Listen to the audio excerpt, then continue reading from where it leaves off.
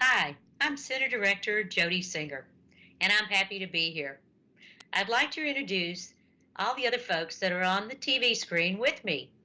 David Thaxton, who is the MSFC Occupational Health Officer, Paul McConnaughey, who's the Deputy Center Director, and Steve Miley, who's the Associate Center Director. We're all proud here to be here and here talking to you about what we're doing. We know that you're eager to hear more about our plans for return to work, and it's important that everyone understands the expectation. Keeping consistency and, above all, protecting your health and safety is paramount to each and every one of us. It is natural to have a lot of questions about what's next, and I'd like to elaborate on that today. I'll start with something a lot of people are asking me, other center directors around NASA. How are we planning an orderly return to on-site work? Well, I will tell you that none of the planning we are doing is in transition, is in a rush or in a vacuum. Marshall is leading, working and consulting with agency headquarters, the White House, the programs and partners, state and local government, and the Redstone Arsenal. Every week, we literally learn more and more about the virus, what the prevention measures are, and how to address what we're doing. All of this informs how we will proceed. Planning and decision making are being done in a methodical, risk based, data driven way. Only when we are convinced that the work is necessary and can be performed safely is the authority to proceed given. That leads me to another frequently asked question. When will each project be authorized to return to site? I'll start this one and then I'll tell you what I'm going to do. I'm going to ask Steve Miley to add into it. Marshall has a return to site process which Steve manages. It has been carefully crafted. Last week, up until this morning, really, turning on-site work required approval from Marshall Space Flight Center leadership team and NASA Associate Administrator at headquarters. Effective this week, it is on-site work will be approved by the Marshall Center Director and in conjunction with the Mission Directorate. Steve, can you explain a little bit more about how this will work and how we will resume on-site and what may come next? Steve, I'll hand it over to you. Sure, thanks, Jody. The return to work framework for NASA is kind of our guide for everything. Centers cannot move to a lower phase in the NASA framework for on-site work, which is available to view at nasapeople.nasa.gov until we've met certain criteria. And some of the criteria include a 14-day decrease in the number of positive cases of the virus. And then also we would look for the removal of orders from state and local areas as far as restriction on movement. In Alabama, we're under our safer at home policy right now from the governor. And only work that is categorized as mission essential or approved mission critical to conduct on-site operations is allowed right now. And just to remind you, the mission essential work includes things that are necessary to protect life and property. Mission critical work that we've identified includes support for the International Space Station, commercial crew, the items that are on the Artemis critical path, and work along with various partnerships, including regulatory and international commitments, and also our commitments with the Department of Defense agreements.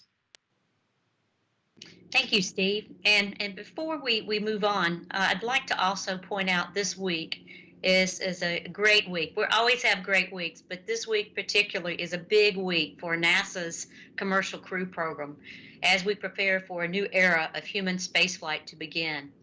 We have a flight readiness review this week on May 21st for SpaceX's Crew Dragon spacecraft ahead of the Demon 2 mission. It is such a great opportunity for us all because this will be the first time since 2011 that 2 American astronauts will launch an American rocket from American soil to the International Space Station. Wow, this just feels so good to say. And I'll tell you, our team many of our folks have been working very hard to support the SpaceX as well as our other partners, commercial crew partners, and it will be a fantastic time. So I'm looking forward for the Crew Dragon lifting off on a Falcon 9 rocket. I believe it's at 3:30 p.m. Central Time on May 27th. I feel energized as we look forward for this milestone, and I'll tell you, it's just a fantastic time to be at NASA. So, Steve, back to you on return to the work site. A lot of folks are wondering, can you put a timetable on when we might transition down the stages at Marshall Space Flight Center? Yeah, Jody, we really can't provide a specific date or time frame for moving between the stages. As I mentioned before, our transitions are based on local conditions and the data we have and what we see going on with the virus in our area. Our plan for future transitions down the stages has gone to headquarters, and they're reviewing our plan along with all of the center plans. I am sort of the keeper of the approved mission critical work list, and the good news is that is growing rapidly. We are still carefully and methodically limiting who is authorized to return to work on site, but as you mentioned, more work has been turned on and is turning on this week at MAF with their move to stage 3, and additionally at Marshall we have a number of mission critical items that are restarting on site at Marshall. So, Steve, let's talk just a little bit more about the Michoud transition to stage 3 and tell us what that will look like. Well, for Michoud, it took careful consideration to move to stage 3. We evaluated the local conditions in the greater New Orleans area and then also paid attention to any stay-at-home orders that were lifted for the city and the state of Louisiana. Everyone at Michoud already should have an email from Robert Champion that details what stage 3 looks like and what that means and what the expectations are for working at the facility under stage 3 and what the personal responsibilities are. And we're expecting everyone to follow those guidelines. In stage 3, we expect really less than 25% of the normal workforce will report on site at MAF. And also, I just want to remind everyone that until your supervisor tells you otherwise, you should continue to expect to telework. The SLS core stage production activities, particularly the critical path deliverables to support Artemis, will slowly and methodically resume, both at MAF and then for core stage 2 at Marshall. Facilities have been cleaned and sanitized with hand sanitizer stations placed throughout for anyone approved to return to work there. We are evolving the return to work plans for both Marshall and Michoud over time. And again, as we move down the stages, the conditions that we see at both locations will change over time as we move back through the stages according to the NASA framework. We're also capturing lessons learned as we work to discover better ways to work it, better ways to protect ourselves.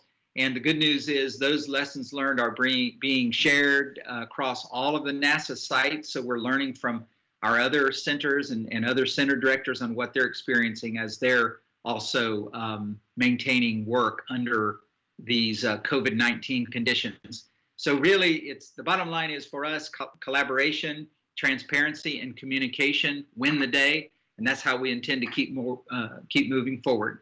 And Jody, back to you. Thank you, Steve. So I'd like to answer a little bit more. Steve did a very good job of talking about the conditions at the Michoud Assembly Facility, but we are still getting questions about why is Marshall staying at stage 4 while Michoud moves down to stage 3. And just a reminder, as Steve mentioned, under both stage 4 and stage 3, it requires mandatory telework with only mission essential work approved, which affects life, property, and national security for the on-site work. One of the things we have been working with was increased guidance on protective measures and following appropriate social distancing to make sure that as we transition from one stage to the other, or as we turn on, as Steve said, mission critical work, that we understand and have a limited amount of folks that are approved to come on site.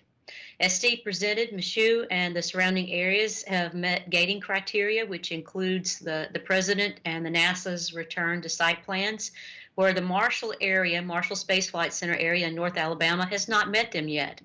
You know, as Steve said, it included from the MAF area to the New Orleans area and the state of Louisiana. The stay-at-home order had expired on May 15th. And as Steve mentioned, they have met a 14-day downward positive case trend and a 14-day downward trend in the flu and COVID-like cases. Marshall Space Flight Center has not met that 14-day downward trend yet. Plus, the other thing, as we talked about staying engaged with our local and state government, Alabama is still in a safer at home order from the governor. Though we've had restrictions and have had lessening of restrictions, we still are in that situation. And additionally, I think one of the key things too is you've got to remember that the Michoud Assembly Facility is a manufacturing production facility, unlike Marshall, which is largely a lab, research and development, and testing facility with a large portion of our workforce in offices.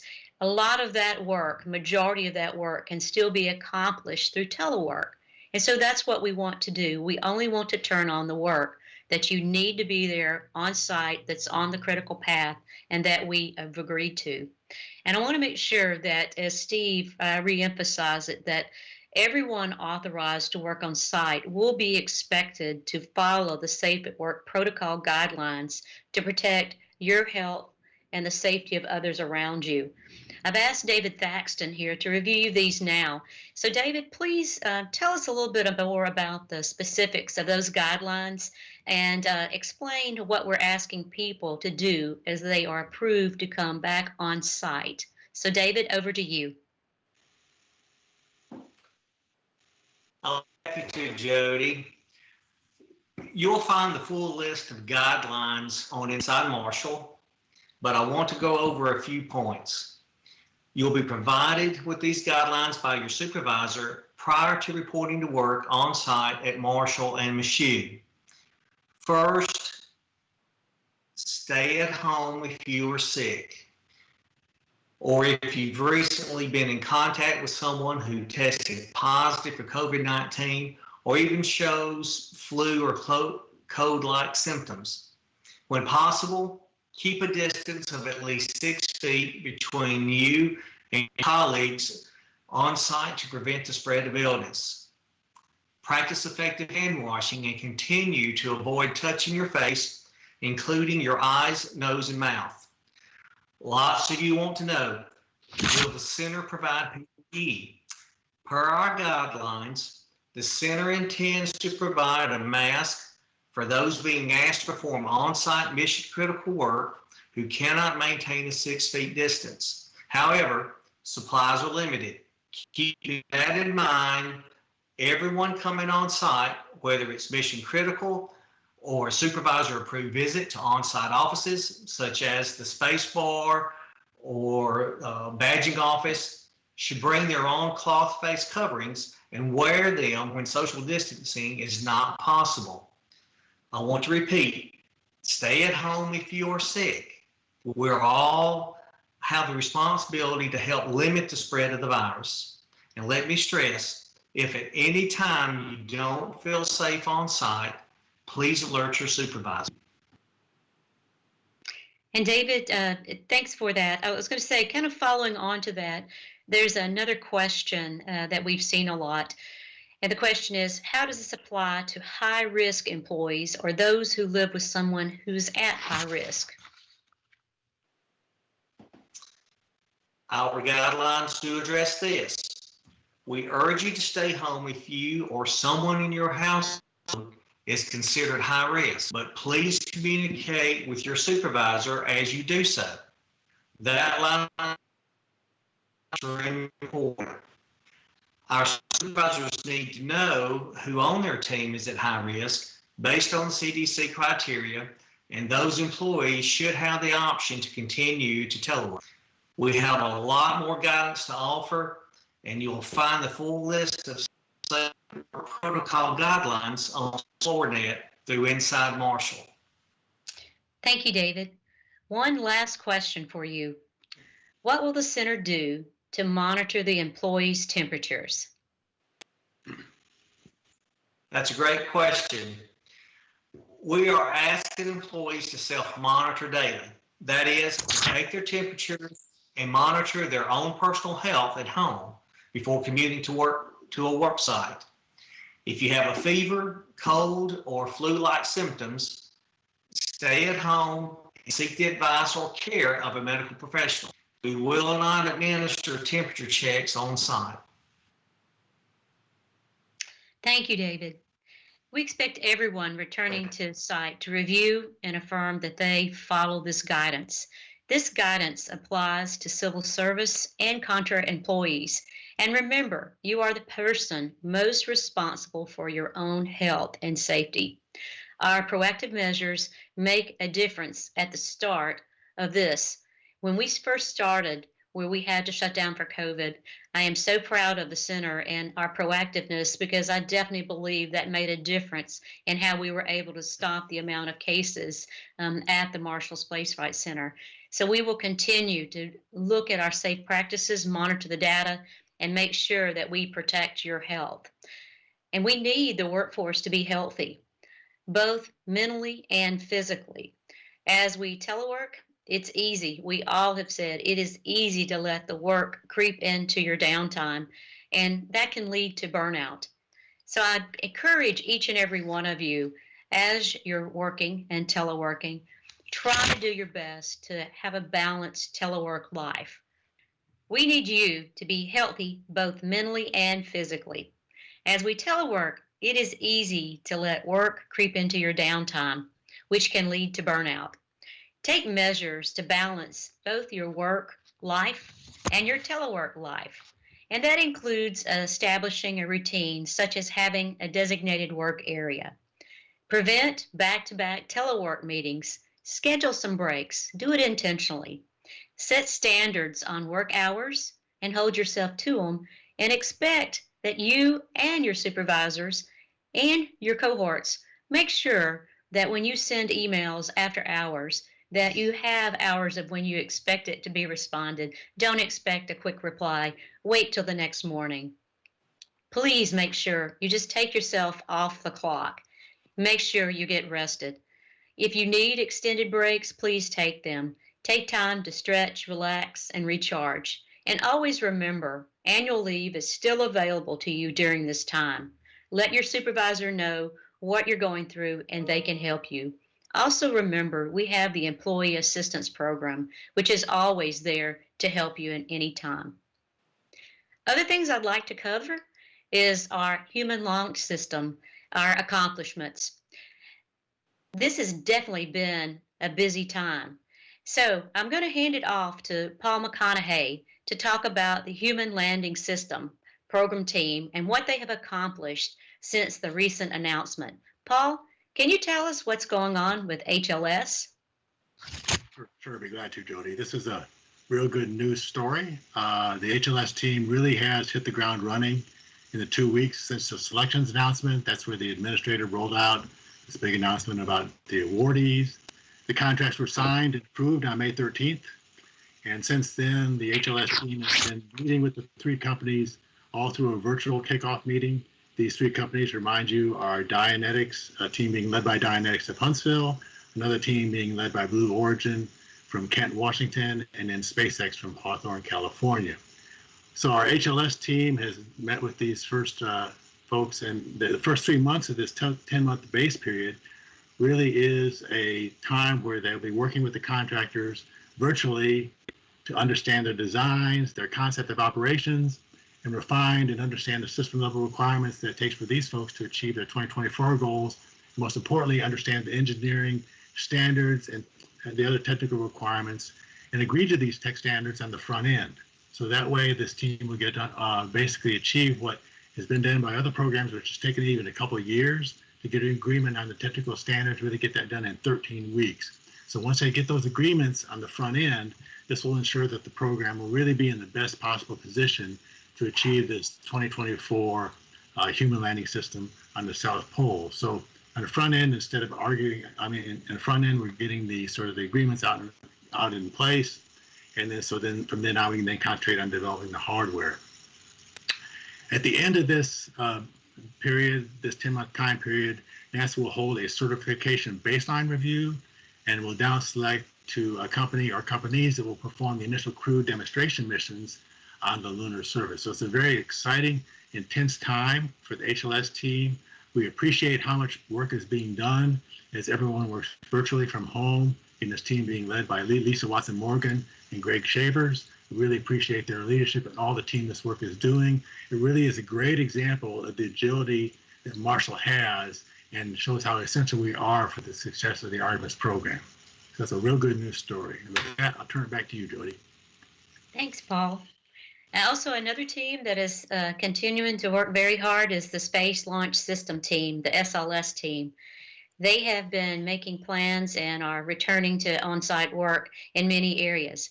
It has taken significant effort for us to be able to take the program and the work we're doing under this system and to keep making momentum. But I will tell you, the team has done a great job of being able to take advantage of the telework activity. One of the activities that we're methodically turning on, in part, as long as we can have safe distancing, is the green run testing on the core stage, which is on the critical path. We're also working virtually on the flight software systems. Testing for Artemis 1 has continued, and we're working very many ways to be able to do hardware remote inspections with our suppliers. I'm proud to say that over 10 of the Space Launch System booster motor segments are being prepared for shipment from Utah to Kennedy Space Center.